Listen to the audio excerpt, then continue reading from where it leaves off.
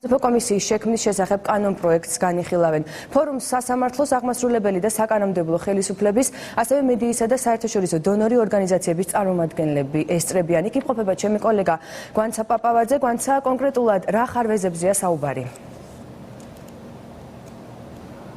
ხარვეზების დამდგენი დროებითი კომისიის კანონპროექტის ინსტიტუციური და პროცედურული საკითხების განხილვაზე მისი მიზანია, რომ სამოქალაქო საზოგადოებას და მთავრობას შორის კონსტრუქციული დიალოგის არსებობას შეუწყოს ხელი, რათა განიხილონ კანონპროექტთან დაკავშირებული ყველა საკითხი. დღევანდელი ფორუმი გახსნა ამერიკის შეერთებული შტატების საერთაშორისო განვითარების სააგენტოს მისიის ხელმძღვანელმა სტივენ ჰაიკინმა, აქ ასევე იმყოფება იუსტიციის მინისტრის მოადგილე სანდრო ბარამიძე. მისი განცხადებით, ბოლო წლების განმავლობაში სასამართლომ ძალიან ბევრი დაუსაბუთებელი გადაწყვეტილება მიიღო, მოსახლეობა ითხოვს სამართლიანობის აღდგენას, სწორედ ამიტომ ამ მიმართულებით ძალიან მნიშვნელოვანია კომისიის შექმნა.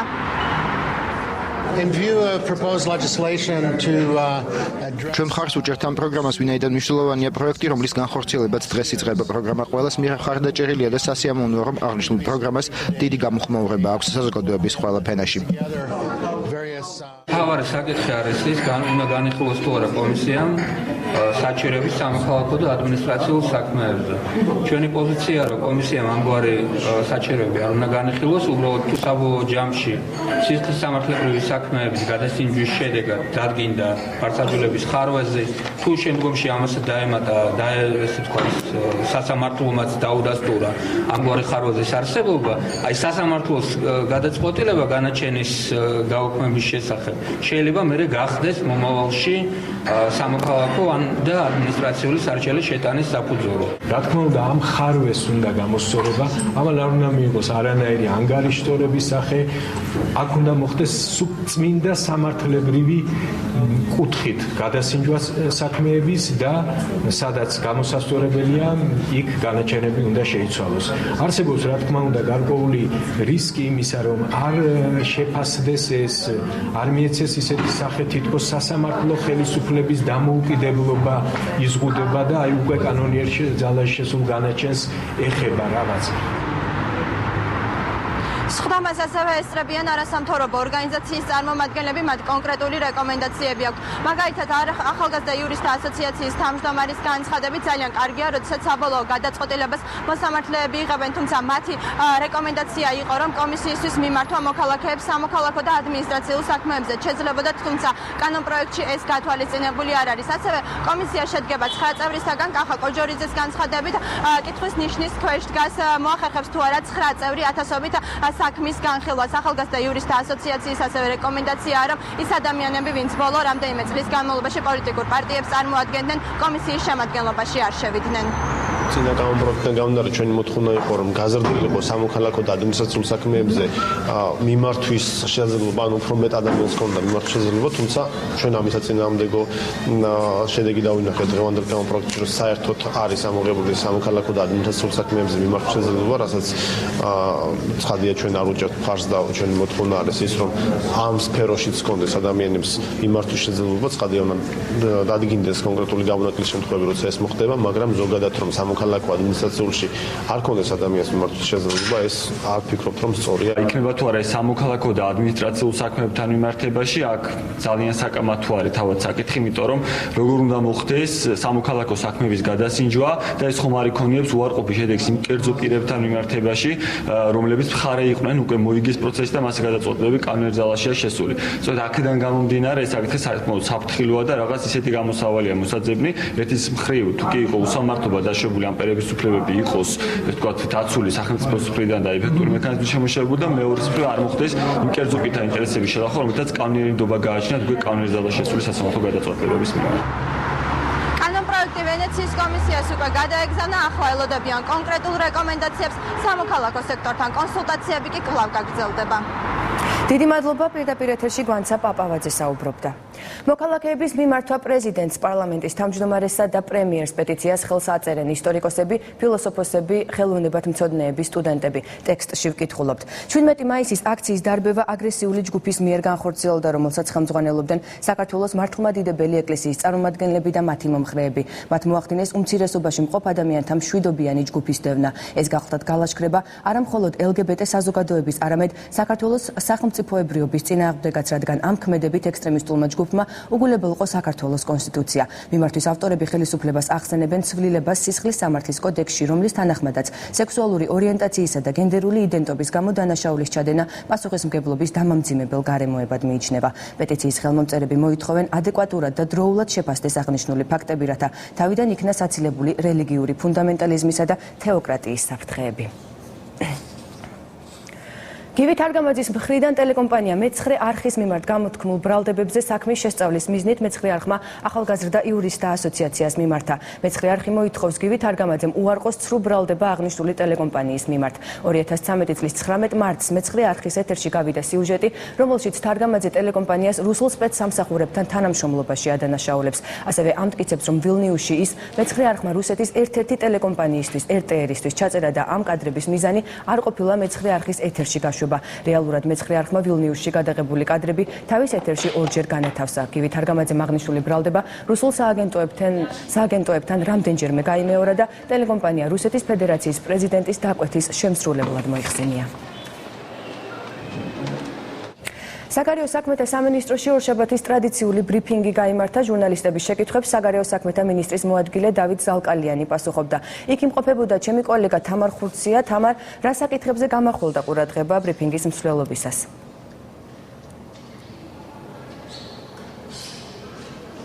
ორშაბათის ტრადიციულ ბრიფინგზე დავით ზალკალიანმა ყურადღება გაამახვილა იმ მნიშვნელოვან შეხვედრებზე, რომელიც გასულ კვირაში გაიმართა და ასევე იმ დაგეგმილ ვიზიტებზე, რომელიც მომავალ კვირაში დღეიდან გაიმართება. დავით ზალკალიანი ასევე გამოეხმაურა პრეზიდენტის შეთავაზებას საგარეო უწყებამ და უმრავლესობამ მონაწილეობა მიიღონ პრეზიდენტის ადმინისტრაციის მიერ დაგეგმილ საგარეო ვიზიტებში. დავით ზალკალიანი აცხადებს, რომ საგარეო უწყება და უმრავლესობა ყოველთვის მონაწილეობს საგარეო ვიზიტებში და პრეზიდენტის შეთავაზებას არ იღებს.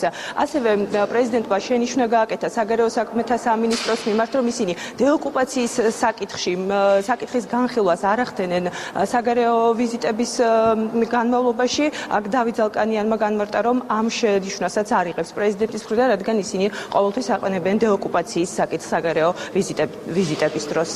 სამწუხაროდ პრეზიდენტის საჯარო განცხადებები და ის ქმედებები, რომელსაც პრეზიდენტი და მისი ადმინისტრაცია მიმართავს, რადიკალურად განსხვავდება ერთმანეთისგან. მე მოგახსენებთ, რომ ჩვენ არათუ მონაწილეობთ მსგავს სამიტებში, ახლა ცნობილია, რომ პრეზიდენტი იმყოფება აზიის წყლის სამიტი იმართება ასეთი.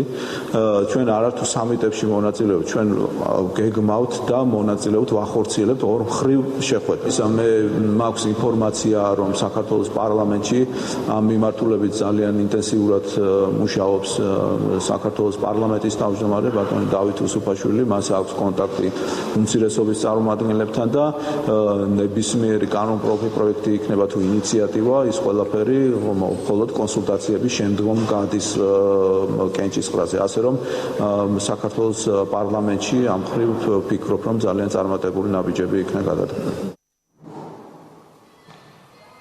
საქართველოში ვიზიტად იმყოფება ბრაზილიელ ბიზნესმენთა ჯგუფი, რომლებიც ისეთი მსხვილი სექტორების წარმომადგენლები არიან, როგორიც სოფლის მეურნეობა, ინფრასტრუქტურა, საკვები პროდუქტები. ისინი საქართველოს ქართულ ბიზნესმენებთან გაამართავენ შეხვედრას, ასევე სამინისტროსთან, ეკონომიკის სამინისტროსთან, სადაც განიხილავენ საქართველოს საინვესტიციო პოტენციალს და ბიზნეს გარემოს. დღეს იწყება ბრაზილიის საქმიანი დელეგაციის ბიზნესმენთა ვიზიტი საქართველოში. საკმაოდ წარმომადგენლობითი დელეგაცია, რომელსაც ხელმძღვანელობს საგარეო საქმეთა მინისტრი. ისინი წარმოადგენენ სხვადასხვა მსხვილ სფეროებს, როგორც ინფრასტრუქტურა, სოფლის მეურნეობა, საკვები პროდუქცია, ავიაცია. ასეთი წარმომადგენლობითი ვიზიტი ბრაზილიის ბიზნესის წრეების არის პირველი საქართველოში და იმედია, რომ მას შესახები შედეგები ექნება, გაიმართება ასევე შეხვედრები სხვადასხვა უწყებებში, კერძოდ დაგეგმილია ასევე გაცნობითი ხასიათის შეხვედრა პრემიერ-მინისტრთან.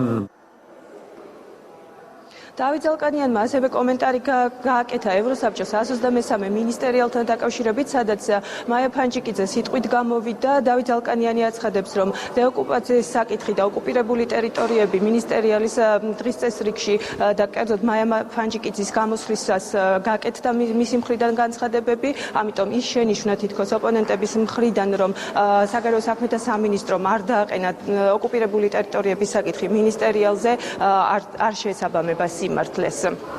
ეს გახლდათ თამარ ხურცია საგარეო საქმეთა სამინისტროდან. პრეზიდენტის საზღვარგარეთ ოფიციალური ვიზიტები ქვეყნის საერთაშორისო იმიჯის ამაღლებას ემსახურება და არ შეიძლება შეფასდეს როგორც არამიზნობრივი ხარჯი, აცხადებს საპარლამენტო უმცირესობის წევრი დავით დარჩიაშვილი. მისივე განმარტებით, სწორედ ასეთი ვიზიტების გამო არ მოხდა 2008 წლის შემდეგ დიდი ქვეყნების მიერ აფხაზეთისა და ცხინვალის რეგიონის დამოუკიდებელ სახელმწიფოებად აღიარება. ნაციონალური მოძრაობის წევრი ხელისუფლებას მოუწოდებს ქვეყნის აღმშენებლობის საკითხი გაიაზროს და იმიჯის შექმნის სამუშაო პროცესში მათთან ერთად მიიღოს მონაწილეობა. ამ ტიპის საქმიანობა ჩვენ საგარეო პოლიტიკაში, როგორც ამ აგვისტოს აგრესიამდე, ისე მანამდე უმნიშვნელოვანესი ადგილი ეკავა ყველა დიპლომატიური საშუალებით, მათ შორის საპარლამენტო დიპლომატიის გზით, ქვეყნის იმიჯის, მისი ეროვნული ინტერესების წარმოჩენას და რუსეთთან არსებული პრობლემის ინტერნაციონალიზაციას. ეს ნაბიჯები იდგმებოდა, ამაზე ლაპარაკობს პრეზიდენტი. თუ ვინმეს ეს მიაჩნია არამნიშვნელოვნად, თუ ვინმე იმის ნაცვლად, რომ აი ამ ქმედებების ეროვნული ინტერესებისათვის სამსახურის, ასე ვთქვათ, განხილვა ჩაანაცვლოს იმით, რომ აი რამდენი ფული იხარჯება თითოეულ მგზავრობაზე და ასე შემდეგ, ნუ მაშინ ჩვენსა და ამ ადამიანებს შორის სახელმწიფოს მშენებლობაზე, თანამედროვე საერთაშორისო ურთიერთობებზე დიამეტრალურად განსხვავებული შეხედულებებია.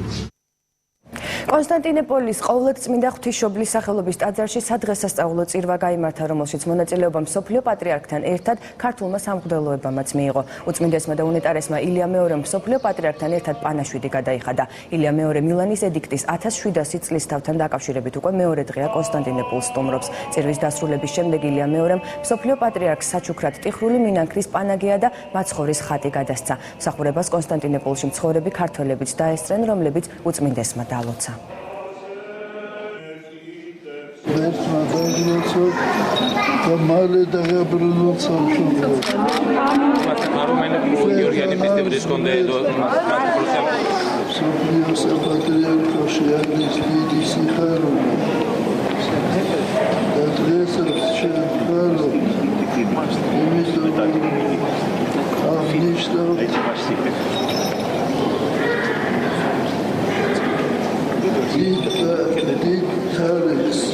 Milanis edictis საიუბილეო თარიღს. ილია მეორე ქართველებისთვის არ არის მხოლოდ სულიერი მამა, ამაში მე მაშინ დავწმუნდი, როდესაც უწმინდესის საიუბილეო თარიღთან დაკავშირებით ვეწვია თბილისს. ამ თარიღს ერთნაირად აღნიშნავდნენ პოლიტიკოსები, მორწმუნეები თუ ნაკლებად მორწმუნე ადამიანები. ვაფასებ იმ ფაქტს, რომ საქართველოს მრავალი დაცემის მიუხედავად დღემდე ინარჩუნებს ქრისტიანობას. ხვალ მსოფლიო პატრიარქთან მის რეზიდენციაში, რომელიც ფანარზე მდებარეობს კონსტანტინოპოლში, შედგება ორმხრივი შეხვედრა. ზესტაფონში ფეროშენადნობი ქარხნის თანამშრომლები დილიდან გაფიცულები არიან. ისინი ხელფასის 50%-ით გაზრდასა და კოლექტიური ხელშეკრულებების გაფორმებას მოითხოვენ. ადგილზე იმყოფება ჩვენი კორესპონდენტი მირიან გორგოძე, რომელიც დეტალურად გვეტყვის, რა მოთხოვნები აქვთ გაფიცულ თანამშრომლებს. მირიან, გისმენთ. ამ წუთებში შეპესე ჯორჯიან მანგანეში საწარმოო მუშაობა შეფერხებით მიმდინარეობს, რადგან ამ კომპანიის თანამშრომელთა ნაწილი არის გაფიცული. აქ შეკრებილი ადამიანების ინფორმაციით საწარმოოში დარჩენილი თანამშრომელთა ნაწილი მას შემდეგ, რაც მათი სამუშაო წლები დასრულდება, შემოუერთდებიან მათ და ამის შემდეგ უკვე გაფიცვა საყოველთაო ხასიათს მიიღებს. რაც შეეხება თავად გაფიცვას და ძირითად მოთხოვნებს, გაფიცულების მთავარი მოთხოვნა არის ხელფასების 50%-იანი ზრდა, ასევე ღამის წვლაში მუშაობისას ანაზღაურების 20%-იანი და ასევე კოლექტიური ხელშეკრულებების გაფორმება.